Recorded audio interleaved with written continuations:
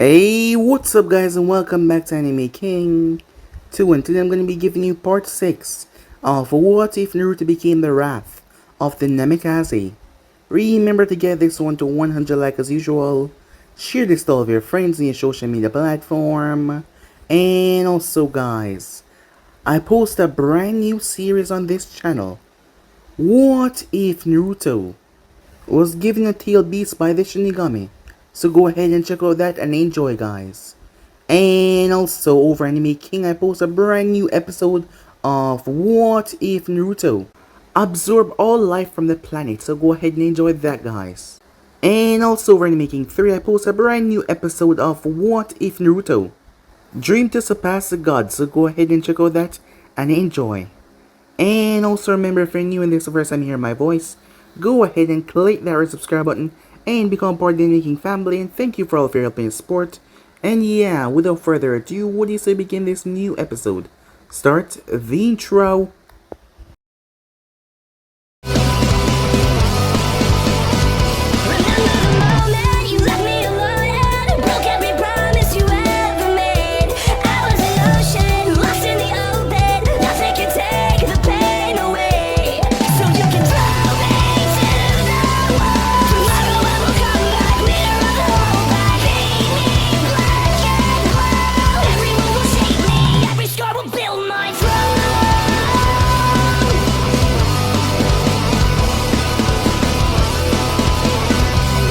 So, the last part that we left off, as Naruto had sat with Tsunade, he told her what he had planned.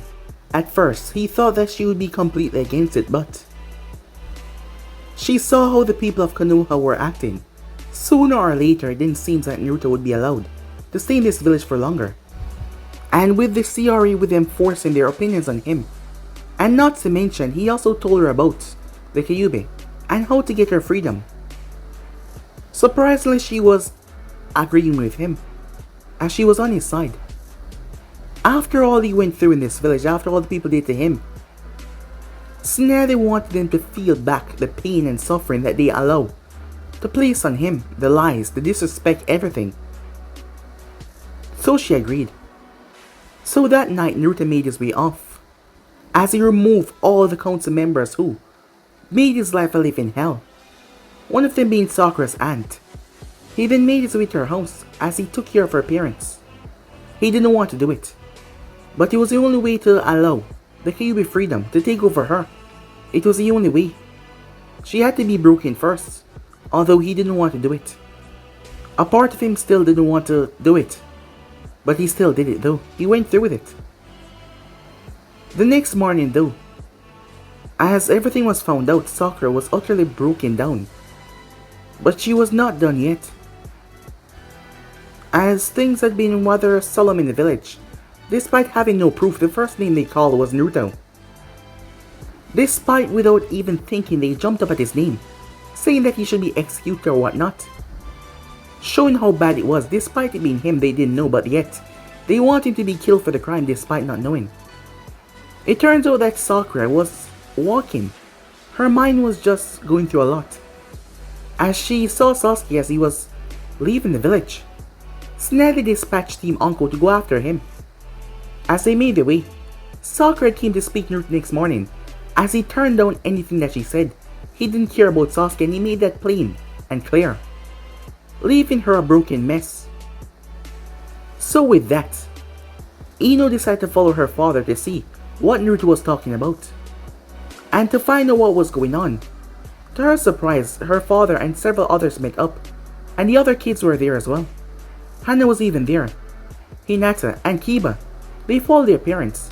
It turns out that they just want to use Naruto for political gain, and use him because if he was to marry one of their clan members, he would have to be forced to stay in Konoha, and they also said that he was a weapon to be used.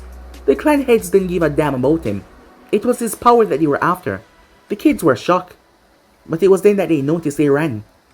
Shibi uses bugs to try and subdue them, but by the time they arrived, Tsunade was there, as they were protected from the gates, so the people outside could not go in. Tsunade brought the kids in, along with Tenten, who was there as well, who wanted to see what was going on. As she heard the rumors around the village, Meanwhile that was going on, Team Anko caught up with the Sound team. Naruto placed the fear of Kami into Teiwaya, as she was petrified, so was Karin.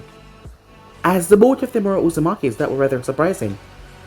They told Drobo to handle it while they fled, as Drobo thought he could take on all of them by himself, but that was a really bad mistake. At the house though, the others woke up. The girls there had a thing for Naruto, as Ino had gotten a crush on him ever since, as she hated this that was going on right now. And it turns out that Asuma was gathering enough support and they were about to make a move. It was just rumors, but people speculate that when he came back from this mission that he was currently going on right now, he would come back weak, and this was their chance. Tsunade wanted to use her force to overwhelm them, but she didn't know which one was on her side. Despite being Hokage, the power was shift. Asuma had gathered so much force as they were out to take Naruto's head. This was bad, really bad, and she didn't know what exactly she could do to stop it. With all of the forces combining, she didn't know which one of them was on her side. So yeah guys, basically that's what I thought. You guys can switch across the place and check it out for yourself. And also guys, remember to go ahead and check out the brand new episode over Anime King, Anime King 2, and yeah, Anime King 3. I need have 3 channels that I post on every single day guys, for you guys to enjoy. So yeah, without further ado, what do you say we just jump right into the new episode? Let's begin guys. Drobo had stayed behind as he tried to stop them and slow them down, but Choji insisted that he would be the one to take Drobo. The team did not see him as someone important, as they left him behind to take on all of them, knowing that he would probably fall at their hands. So he would be the one to take him on while the rest of them fled. Naturally, Drobo tried to stop them all, but he had to avoid a large fist from Choji. He scowled as he watched the other members move ahead as he turned towards Choji. "You fat ass," he said. "You're gonna regret getting in my way." Choji twitched at the insult. "Fat ass, you say," he said, before he started to chuckle a bit. "Like you're one to talk. Being as big as you are, you're also one ugly monster with a curse seal activated." Seeing his opponent visible reaction to that, Choji smirked to himself. "You can't beat me and I'll prove it to you now. Prepare yourself." Drobo shot forward towards him as Choji activates his multi-size technique as he increased size of his left arm and blocked Drobo's attack. What Choji did not expect though was the sheer strength that Drobo had pumped into that attack. As a result, Choji was thrown as he smashed through several trees. Groaning, Choji pulled himself up as he expanded his arms once again. He tried to overpower Drobo, but Drobo caught his fist and threw him in the air. Drobo then leaped so fast as Choji was in mid-air, with his sides unable to twist fast enough as Drobo slammed a hit right into Choji's chest. He then sank his fingers into Choji's shoulder and flipped on his back before he drove a high pressure punch right into his back. Choji slammed into the ground a boom as he struggled to get back to his feet as Drobo landed rather calmly. Panting, Choji pulled out a small case of pills. He then quickly downed the green food pill. He smirked as his chakra returned to him, but despite his smirk, he knew what he was about to use could very much kill him. These techniques, when used with such pills, had very much negative attachment to it. He should be worried. "I hate having to resort to this already, but this is the only thing in my arsenal that can defeat you at this point. I thought I had grown stronger, strong enough to defend my friends. I want to be of use to them, but if this is as far as I go, then so be it. I'll at least have been used to them in the long run." Choji then moved forward at a speed that Drobo did not see coming as he started through punching kicks. It didn't take long though for Drobo to regain his senses and threw another one of those powerful punches. But to Drobo's surprise, Choji caught his fist. "It's my turn. Butterfly. Bullet bombing." What appeared to be butterfly wings sprouted from his back.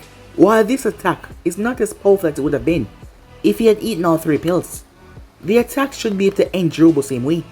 Choji pulled Drobo's arm forward. Drobo was launched so quickly, his body could not react in time. Choji's fist then planted in his face as he brought Drobo into the earth. The ground exploded. Just for good measure, Choji dropped 2 more of those fists in Drobo's chest. He watches the curse mark fade away as Drobo's eyes close. Choji climbed out of the deep crater that he had formed as he collapsed right at the end. The last thing he saw as he was passing out was a white-haired man with a large animal at his side as he collapsed unconscious. Back to the present time. Saikon, Teiwaya, Karen. The only remaining members. They ran, as fast as their legs could carry them.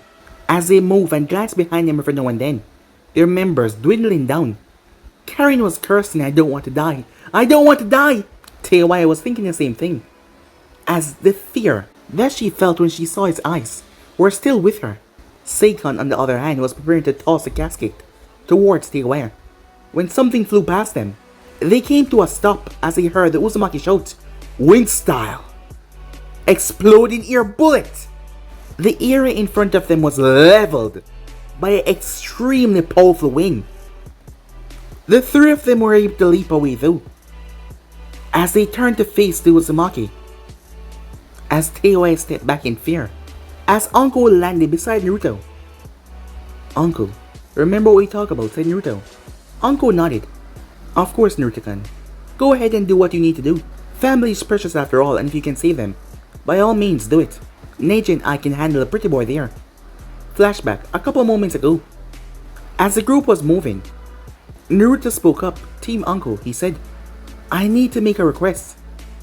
"What is it that you need?" Neji asked. As they move. "Don't ask me who I know, but Teiwaya, the redhead. I think the other one as well. They're both Uzumakis." At that, the group was shocked. "Are you absolutely sure? And what are you planning to do?" Uncle asked. "I don't want to kill family if I can help it," said Naruto. "Please, let me talk to them. I'm sure I can convince them to return back with me." Shikamaru frowned at that. "Are you sure that is wise? They're loyal followers of Orochimaru. Are you sure they will betray him knowing what he's capable of?" "I'm sorry, Naruto, but I don't even think that a familiar bond will be enough to save them." As Naruto looked down, "I understand it will be hard, but I'm positive I can keep them safe away from that snake bastard," he said. "I'm absolutely sure of it. Please, just trust in me," he said. Uncle looked towards Shikamaru and then Neji, gazing their reaction. Neji seemed willing to accept it, while Shikamaru seemed hesitant. As she nodded to herself, "Do what you think is right, Naruto-kun. Neji, and I can hand that white-hair freak." "Good luck," she said.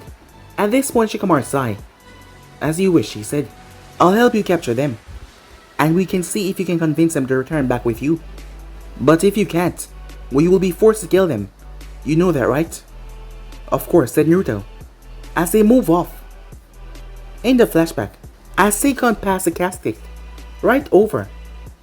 As their member numbers were dwindling down so quickly by this goddamn team.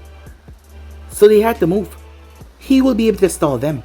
But Neji appeared in front of him so quickly, the moment he tossed the casket. As Neji palm thrust in his cheek, Saikon crashed down below in the canyon. As Neji and Uncle leaped after him, it was prudent to finish him off so he wouldn't be able to perform any sneak attack at any time. The two Uzumaki women tried to flee. Sadly, they weren't fast enough. But then, before Naruto could reach out, several strange weapons stabbed on the tree, forcing him to flip back. "Kimimaro, what the hell are you doing here?" Teiwaya said in surprise. Clearly, Naruto realized it was an ally of hers, but she was not too comfortable around him. He simply focused on the two Uzumakis. Orochimaru-sama grew concerned. I won't lie, he was worried that someone called Naruto Uzumaki would interfere once again. Based on how long the 5 of you were taken, it appeared that this boy indeed interfered. As he glanced over his shoulder towards the two enemies, "I care not which one this Naruto Uzumaki is. Give the casket to me and then kill this too. If you fail to do so, I will kill you myself for failing the mission." Teiwaya twitched involuntarily as she tossed the casket towards him. She watched him leave. "Karen, stay back," she said. "I don't want you to get hurt. I'll do whatever I can to stall these two." Judging by the tone of her voice, she wasn't all that confident that she could actually delay them, especially Naruto. She brought her flute to her lips, but she was confused when she could not move. She and Karen could not move an inch. The blonde appeared right in front of her. Her eyes widened in fear. "Calm down," he said. "I know I've threatened to take your life before, but I really just have a proposition for you." The two Uzumaki women looked at him wearily. Naruto shook his head and released a frustrated sigh. "Damn it, just listen. It's obvious no matter what happens, Orochimaru will have your life. I'm giving you a way out, a way to live. Will you please, just listen," he said. As his expression softened, they looked at him oddly. Teiwaya, maybe we should just listen to him." If he's really family, it might be a good idea. Besides, he might just be our best chance at living a normal life away from Urchmar clutches. I don't like living in fear of the guy all the time. Tell you why I frowned, but she found herself nodding her head without even thinking about it. Alright then, talk. But if we don't like your little deal, I'll find some way to kill you. Got it, you little shithead, she said. As Naruto chuckled and shook his head. Definitely not used to being called that, but whatever. I live in a nice home back in Konoha, with good people. I have some really good friends right now. Things aren't exactly perfect in the village right now, and a lot of people hate my guts, but I really don't give a shit about them, and neither should you. As he rubbed back of his head, sorry, I'm actually kind of nervous here. I may have discarded the name Uzumaki in terms for my father's name, but I'm still a Uzumaki, you know? You two are the first Uzumakis I met. I honestly thought our clan was kind of extinct. I don't want to kill you too, and I don't want you to just throw your life away for nothing. Shikamaru frowned in the background. I'm releasing them, Naruto, he said. Since they seem to calm down. I don't just want to waste my chakra for nothing, he said. You should also hurry this conversation up. The longer we sit here, the further away that Kimimaro person get. Naruto stepped forward and hugged the two girls. Please, just return back with me in Konoha. I can keep you safe as long as you're with me. You could be happy there, I'm sure of it. I don't have time to say much more, so you're just gonna have to place your trust in me, okay? Will you please come back with me, he said. The two girls were rather surprised, not expecting to be hugged so closely by someone they just met, so they were blushing slightly. By the time he brought the hug, Teiwaya punched him in the shoulder. Don't you go hugging me without my permission, shithead, she said. I'm not into all that touchy-feely stuff. As Karen laughed at that. I don't know about Teiwaya-chan, but I'll go with you, Naruto-san, she said. As Teiwaya then threw her arm around Karen's shoulder and pulled her close. If Karen is going, then I'm going as well. You just make sure to keep us safe, or I'll make you regret breaking your promise to us. Got it? Naruto chuckled and nodded his head. No problem there. You'll be well protected, I'm sure of it, he said. Naruto glanced behind him as Jiraiya landed. Hey, Urasanin, he said. Perfect timing. Can you please summon a toad to take these two back to my place? I'm sure either Shizune and Nichan or snap the batch and be there to take them in. It's better than leaving them here to wait for my return. Sure thing, brat. Continue with your mission and do what you need to do. You, Shikamaru, go and help your team leader. I'll follow after Naruto shortly. Shikamaru nodded as he made his way where Anko and Necho were taking on the member of Zone 4. As Naruto nodded towards Teiwaya and Karen before he took off, Teiwaya never getting a chance to warn him. She then turned. Hey, old man, you think it's such a good idea to send Shithead after Kimimaro alone? I mean, he's powerful, and we're all terrified of him. Don't worry, said Jiraiya. I trust my godson to take care of this Kimimaro. As he went through Hansen and summoned a toad. You better be right, said Karen, because if he dies, I won't forgive you, she said. Jiraiya sighed. It's almost like they had no faith in him. Time skip. Back at Konoha. The Genjutsu mistress of Konoha was rushing through the streets as fast as her legs would carry her, occasionally glancing behind her every now and then as she moved. She was in a real hurry, but why was she in a hurry? The dear sensei of Team 8 had a deep gash in her side, as she was holding on to her wound rather tightly. Ninjas were chasing after her. They were out for her blood. In a few short minutes she arrived at Namikaze estate and started pounding on the gate as loud as she could. Within moments, Shizune rushed out as she gave the barrier the letdown code, allowing Kurenai to make her way inside. Thankfully, the moment she stepped in, the barrier came back up, preventing the others from coming in, as Shizune helped her into the house. Kurenai-sensei, what happened to you? Hinata yelled as she rushed over towards her sensei, as she started to look her over for any more wounds that she might have suffered. Tsunade was pissed off. Kurenai, who did this to you? What happened? She said, as she started to scan her to see the extent of the damage that was done to her body. Kurenai closed her eyes and took a few deep breaths as she winced at the pain that this caused her. I was spying on Asuma's group to see what I could learn about them. He's getting out of hand. No, he's already out of hand. From what I see, it confirms it. The situation is bad. Tsunade started to heal her. Shizune informed us of the rumors, but we don't know any specific details of who is really involved except for some of the members of the prominent clans. Tell us, what have you learned? As Kurenai nodded, firstly, they got Kakashi Hatake involved.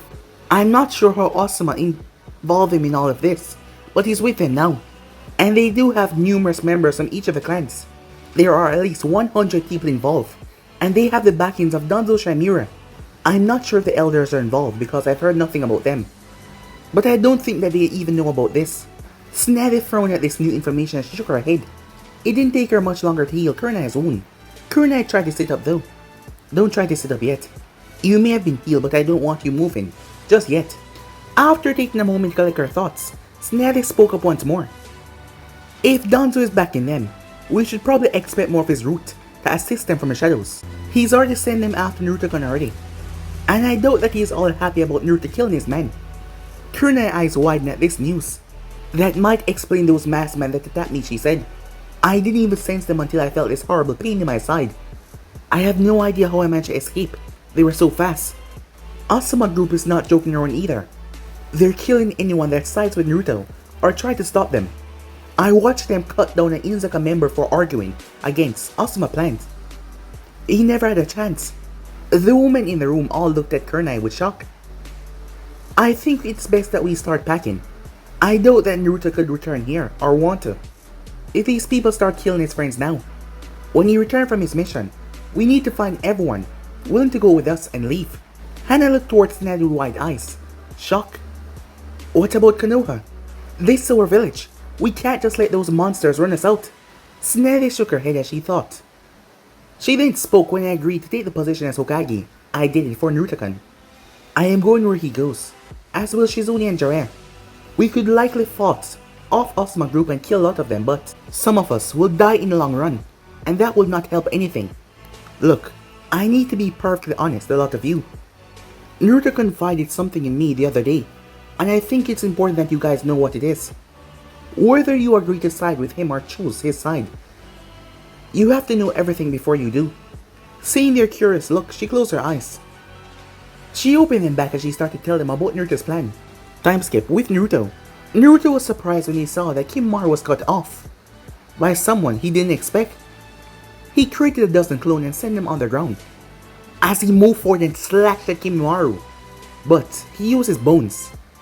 As Naruto flipped back, well, that's interesting, he said. He glanced toward his side. Lee, I didn't expect to see you here. I'm glad that you're feeling better. Were you following us by any chance? Lee grinned as he dodged several of his strikes before he flipped back away from Kimimaro. I was concerned and I thought, you guys might need help. I am glad I follow you, otherwise this villain would have made off with Sasuke already. Right as Kimimaro was about to launch another attack, the ground exploded with Naruto clones. Their Rasengan fully charged, they drive it forward. Naruto watches the man's bones absorb the attacks, taking the hit like they were nothing, before he destroyed the clones. Well, that isn't good. I thought for sure a bunch of Rasengans would have done something. They were about to attack once again until the casting started to release purple smoke, until the lid exploded off. A figure leaped out of it and landed rather calmly. Sasuke, said Naruto. Sasuke paused as his body returned back to normal after undergoing some transformation in the casket. He then turned. So the dope comes after me after all. Come, dope. I've been looking forward to fight you, he said, as he rushed off. Naruto made to follow him as Kimimaro went to strike him down, but Lee leaped in the way and blocked the attack. Go, Naruto-kun. I will stop this one from interfering. As Lee did a spinning kick, pushing Kimimaro back. Alright, Lee, thanks, said Naruto as he shot off. Moments later, Valley of the End. Naruto walked up as he stopped on top of the head of the first Hokage. Standing across from him, on Mother Uchiha statue head, was none other than Sasuke Uchiha. Welcome, dope. I figured this would be the perfect place for us to have our fight. You have no idea how long I've waited for this. This is the day I kill you. Naruto folded his arms. Hello again, team, he said. I haven't seen you since you tried to kill Ino. I think it's time I pay you back tenfold for that wound that you gave me. Tell me, how many pieces would you like me to tear you into? 6? 10? Or perhaps I should just take your head off. Wouldn't that be fun, said Naruto, as Naruto lowered himself into his stance. Seeing that Sasuke got ready, the curse mark on his face already pulsing. The both of them then leaped forward. Time skip. Karen could sense it. A civil war seemed like it had broke out in Konoha. The toad brought them around the other side, as it brought them towards the estate, because he could not go through the main entrance as the toad leaped over. She could feel all the fighting going on in the village. She was surprised. They arrived towards the Namikaze estate. As she pressed her hand on the gate, a barrier came up. A woman with black hair appeared. "Who are you? What are you doing here?" The woman's tone was harsh. "Tell you why I did like that." "Hey bitch," she said. "Isn't it polite to introduce yourself first?" "But fine. I'm Teiwai Uzumaki." "Shit, I mean, Naruto sent us here. Are you gonna let us in or what?" Karen smiled politely as she bowed her head. "My name is Karen Uzumaki." It's just as she said, Naruto sent us here to seek sanctuary in his home. Perhaps you could let us in so we could talk. Shizune, despite being called a bitch a second ago, nodded her head as she smiled politely. "My name is Shizune. It's a pleasure to meet you both." As she let them in and brought them inside. Teiwei blinked as she looked at everyone. "Whoa, this is a lot of people. Do you all live here together?" Snelly shook her head. "No. Circumstances have brought us all here today though. Anyway, the name is Snelly Senjo, 5th Hokage of Konoha. Though, based on what is happening in the village, it won't be for much longer. Now who are you two? And what are you doing here?" "I'm Karen Uzumaki, and this is Teiwai Uzumaki. Naruto sent us here to seek sanctuary in his home." "What exactly is going on?" "It feels like a civil war is taking place outside." Kurenai shook her head. "So it's gotten that bad, huh?" "Damn it," she said. As she started to explain, a lot has happened in the village since Naruto became a Chunin. He already was hated by most of the populace for what he contains. As Snelly said, Kurenai a look. But Ino spoke. "Hokage-sama, it's not like it's a secret anymore. What is the harm in letting them know about it?" "Hey, what's going on? What are you hiding from us?" said Teiwei. "I think we deserve to know whatever you're hiding from us. After all, he's a clanmate." Snelly sighed as she looked in Teiwei's eyes. "Naruto-kun is a Jinchuriki, the Jinchuriki of the Kyuubi. That is why people hate him so much. They believe him to be the Kyuubi incarnate." Teiwei was confused. How stupid are these people? Don't they understand how seals work? Kiba shook his head. "They're just a bunch of stupid bastards," he said. "They blame him for everything the Kyuubi did 15 years ago. Not to mention when he was a baby. They called for his death. I mean, how sick was that? They wanted to kill a baby." Karen gasped in shock, as Teiwei couldn't believe it. "That's horrible," said Karen. "But that doesn't explain what is going on out there. You were saying that things got worse when he became a Chunin." As Shizune picked up where Kurenai left off. "He was told the truth by the 3rd Hokage when he became Chunin what exactly was going on, and the truth about his life. He didn't like that he was lied to.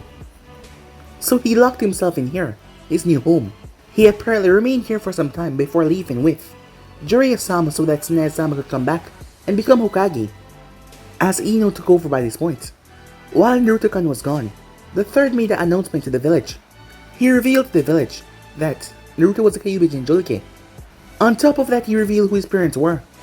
There were a lot of mixed reaction when that came out. As the girls sat there, they were told everything.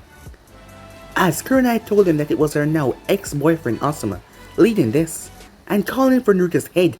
"This is bad. That means he's gonna walk right into a trap," said Teiwei. "What are we gonna do?" said Karen, as the others started to turn towards Snelly. Shizune was about to say something, but Snelly beat her to it. "We're gonna fight. We have no other choice. But we're gonna do this smart. We're gonna go in as teams. We're going to grab essentials from the marketplace. Hana, you need to retrieve your Haimatripis farm, the Insaka compound, correct?" Hana nodded as Snelly looked between her and her brother. "Then you and your brother will head straight to your compound and retrieve them. Afterwards, I want you two to start moving in a clockwise spiral throughout the village, taking out any enemies that you find. Only attack if you're attacked. We don't want to antagonize those who are on our side. Hinata, you, Ino, and Tenten will go to the marketplace to collect whatever you can in essentials. Weapons, food and drink, clothing, whatever you can find, take it. And store it away in those extra storage scrolls. Do you understand?"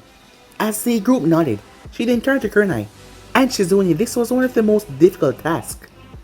"Kurenai, Shizune, you two will hunt down Asuma and Kakashi and put them down. If anyone gets in your way, put them down as well. Do not hesitate." Kurenai nodded. "Yes, Hokage-sama," she said. I never thought it would come to this, but we'll get it done. Kurenai was probably the only one that could do this with Asuma because he would hesitate around her. Same for Shizune and Kakashi. They wouldn't think that the girls would come to attack them. But if they were going to cut this off, they need to cut it by the head. And Kakashi would be a strong influence in this, given his strength level. You two, she said, turned towards the two Uzumaki girls. I want you to come with me. We're going to hunt down Danzo Chimera. Once we take him out, his root agents won't be a problem so much. I'll deal with Danzo myself, he won't escape justice. I can guarantee that. As everyone nodded, this was going to be a difficult task, but something they had to do. The village was going in chaos right now. It's best if they attack first before they got attacked. So with that, they step out of the compound. After packing, Snather released a seal. Alright, move, she said, as all of them move out rather quickly. Meanwhile that was going on, Neji had to stab himself because one of the brothers, Ukon, entered his body. But Ukon had to flee when he felt the pain, allowing Anko to cut him down. Along with the aid of Shikamaru, they took down the brothers, Ukon and Seikon. Anko picked Neji up as she held on to him. She couldn't have a member die note on her. So with that, they start to move at a quick pace as they head back to the village. As Shikamaru looked behind him, hoping that Naruto was safe. Meanwhile, with Ino, Tenten, and Hinata, the girls took to the shadows. They tried to be as stealthy as possible as they made their way towards the marketplace. Their first goal was to make it to Tenten family shop, to stock up on supplies before they can go and gather food and drinks, and regular clothing from the other shops. On the way, they nearly got spotted. The place was heated as there was many shinobis preparing on all sides for Naruto to return, just so they could kill him. But when they approached the marketplace, it was a war zone. Bodies were all over, civilians and shinobis. All of the girls' eyes widened. They never knew it was this bad. Hinata used her Byakugan as she scout. There's too much for us to pass, she said. We're gonna have to figure something else out. Tintin peeked around the corner to see what was going on in the busy market street. As she glanced to see a group of ninjas, 3 males and 2 females. As she overheard what they were saying, they were on Asuma's side, as they were hunting down the Naruto supporters, saying that they had to purge the village of the monster supporters. That made her clench her fists. Damn it, there was just too much of them. They all looked to be just genuine though. Well, at least she hoped they were genuine. There's 5 of them. If we don't take them down fast, they could call reinforcements and we would be in a lot of trouble. The element of surprise on our side here, so we need to make it count. Ino, do you think you can use your clan technique to make one of them attack the other? That would certainly help. Ino stepped past Tenten as she peered around the corner before she went through a hand sign. Mind body swap technique. She collapsed as Hinata caught her in her arms. The lone female Jenin reached into her pouch after Ino took her body over as she walked towards her comrade, before she drive a kunai directly in his throat. The other one eyes went wide as she pulled a handful of shurikens and embedded them in his body, leaving only 2 left. The 2 jumped back as Tenten moved. A brutal kick to the skull. His head slammed into the wall. The last one tried to shout out for help. Hinata knew that she had to do it as she moved. She palm struck him right in the chest. She watched as he collapsed to the ground in a heap. As for the female Jenin, Ino waited until Tenten approached, until she released the control, as Tenten swiped her kunai, ending her life. Once it was all over, Hinata and Ino were a bit shaken up. Couldn't believe what they just did. Their pupil dilated, their eyes going wide with horror, as they start to puke. As Tenten watches with a heavy sigh. This isn't good. I thought for sure they had their first kill already. As she walked over towards Ino, Ino, there's no time for this. Normally, I would try to help you by talking you through your first kill, but right now there is just no time. It's a kill or be killed situation in the village right now, and most likely these are not the last kills we have to do. So buck up and let's get moving. We have a job to do. Ino took several deep breaths. You have a point. We have a job to do. Tenten walked over and did the same thing for Hinata, who knew that she had to be strong as she kept herself stable. But still, she didn't enjoy the feeling of killing someone, especially when they were supposed to be your comrades, but yet they were out to kill you because you want to protect someone.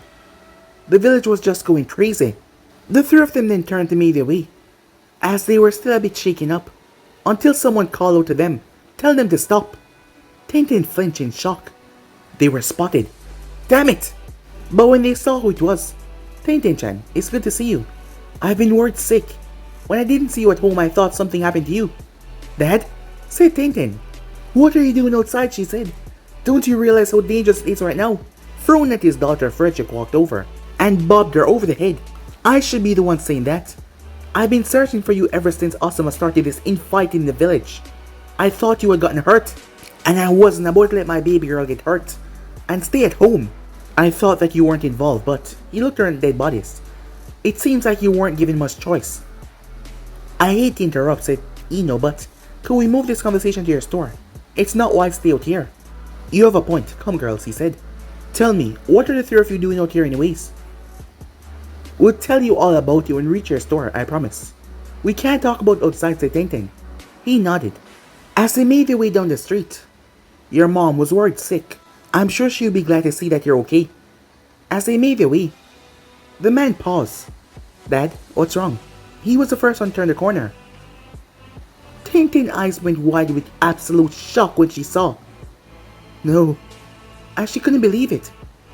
Down at the end of the street, someone was strung up to a pole, stripped naked and covered in lacerations, with the words carved into them. Demon lover. Frederick stood there in absolute shock as he couldn't believe what he was seeing. Tenten dropped to her knees. Mom? She said in shock. Ino couldn't believe it.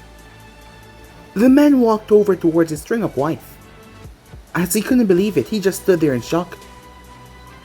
Ino had to help Tenten to her feet. Tears started to flow from the man's eyes. As big as he looked, as intimidating as he looked, he cried. Tenten doing the same. Monster, said Ino, as she realized that thing has gone so worse. Just saying that you did not dislike Naruto, you were getting killed. They also ransacked the store. Good thing though, most of the secure weapons were in the back that were locked off and they did not get around there. An explosion went off. He quickly unhooked as he tried to remove the bindings.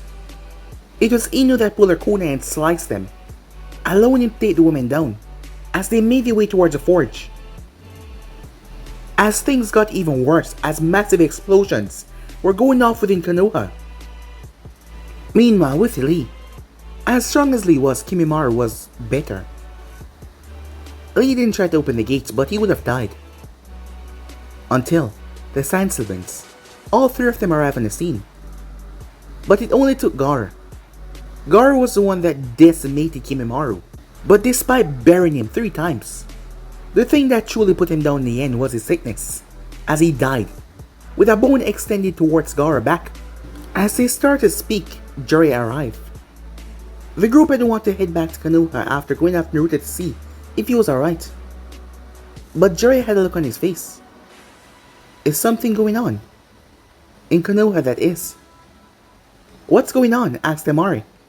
Sarutobi-sensei, the third Hokage, has disappeared. On top of that, shortly after, his son Asuma started to rally those against Naruto, and Danzo Shimura is also on his side as well, rallying his support.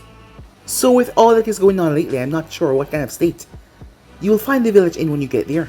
It might actually be safer for you three just to head on back to the sand. But Gaara spoke up. We're going to Konoha. If there's a threat to Naruto, then we're gonna put an end to it. Temari, Kankuro, come, we're leaving. Kankuro sighed, oh great. We're off to play hero now. He was whacked over the head by Temari. Hey, what was that for? Stop complaining and let's go. Naruto deserves our help after everything he's done for us. With them going off, Jiraiya made his way. Even though he knew that the kid was gonna win, he was still concerned as he made his way towards the Valley of the End. Meanwhile, with Hana and Kiba, as the both of them were easy to get to the compound, the thing was getting out before being tracked by anyone, especially their mother. All they could hope for now is that their fellow Inizakas were not out to get them, and they could let them by without a fuss. Hana didn't even have her dogs, so if it came to a fight between them and their mother, well, despite with the dogs, they would lose. Kiba, stay close and follow me, no matter what happens. Remain quiet and let me do the talking if we're approached. Understood, she said. She was completely serious. Kiba nodded. Knowing how serious this was, people was actually dying. They were killing people for saying that they did not dislike Naruto. Hey sis, do you think our clansmen got in the war out there? Kiba asks. Definitely. I'm sure they're out there split between different sides. Instead of trying to put an end to this, they're actually fighting. You got that right, pup. The both of them froze hearing that. They turned to see Tasumi and Kuramaru. Behind them was the home where the Heimer triplets were. Welcome home, said Tasumi. It was a pretty bold move on your part, following me like that, and spying on us. Have to admit, I didn't think you two would do that. Especially to me, the alpha, she said. Looks like your dear mom is gonna have to teach you two pups a lesson, she said. The two of them stepped back, fear in their eyes. Time skip. Kurenai and Shizune. Shizune sighed as she cut down another civilian that tried to take them down. She hated doing this. She wanted no part of this. They were all people of Konoha and yet here they were trying to kill them. They had no choice. They had no luck finding Asuma or Kakashi so far. Kurenai peeked around the center as she saw one of their targets, Asuma Saratobi. She was about to speak to Kurenai about a strategy, but Asuma's gaze snapped towards her. She hid back around the corner. I know you're there. Come on out, Asuma said. If you don't come out, I'll destroy that orphanage over there. I say there's about 30 children inside, along with the matriarch. Sounds about right. Both women were shocked at hearing that. They instantly stepped out in the open so that the children would be safe. They saw the children faces in the window, watched them with wide eyes. Kurenai couldn't believe what she was hearing. He would go so far as to threaten children's life. Just how far will you fall, she thought sadly. Looking at Asuma, Shizune shook her head. You're not just only a disappointment as a shinobi, but as a person as well, Asuma Saratobi, she said. Asuma pulled out his strange knife. When they looked close, they saw they were stained in blood. Do you really think I care what you think? Tell me, woman, why did you come here, he said. Kurenai's gaze narrowed as she realized there was no help in it now. We're here to kill you, she said. You've already caused enough harm. We're gonna end the rampage by taking you down. How amusing, Asuma said. To think that she would send the two of you to kill me. He rushed forward, finding. I'll kill you two myself. As the both of them prepared themselves. Meanwhile, with Keiwaya, Karen, and Snevy. As she realized where the sensor was leading her, right to the office where Danzo was. Karen said that something was strange with his chakra. It seems twisted and weird. As they venture up the stairs, Snevy slammed her fist in the doors. Danzo had to move as the doors took out the decks and the windows as everything flew outside. Danzo stood in front of the pictures of the past Hokages. Danzo, she snarled. Well, if it isn't Snevy, the former Hokage, I see you come to witness my rise to glory. I should have you executed for trying to kill me like that. But I'll forgive you this once. You bow down to me and accept me as a new Hokage of Konoha, and I allow you and an entourage of your own choosing to leave the village. But from this point on, you and your entourage will never be allowed in Konoha ever again. Who the hell gave you the right to think that you're Hokage, said Keiwaya. From what I last heard, she over here is a Hokage, and she can have you executed. Is that not correct? Danzo snarled. The people of Konoha accept me as their new Hokage. They're tired of this woman protecting that damn demon. From now on, I'm the one that decides what happened in this village. And I'm the one that decides what happened to that weapon's fate. And when he returns, I will... Before Danzo could finish, she had to move. Snavy's fist destroyed the wall. She was not holding back. If he had been hit by that, his chest cavity would have surely exploded. Snevy didn't raise her fists as she looked towards the girls. The girls rushed out as they used chocolate to her feet to run down the wall. Snevy then drive her fist into the tower center. The place crumbled as Danzo's eyes went wide. Snevy then jumped out. Danzo was about to do the same thing until Keiwaya played her flute. It happened so quickly as Danzo lost his control for a second. As he slipped, the entire building came down. Boom! As it crushed him underneath. Now that take care of that bastard, said Keiwaya. Impressive. As the group was shocked as they turned, musical genjutsu, I must say, a single sound to the ear, They turned in shock to see Danzo standing there. His arm. His arm had a face on it. And there was also Sharingans. One of the eye closed. The face was none other than Senju Hoshirama. You're an abomination. A sick, twisted human. You're just a damn monster.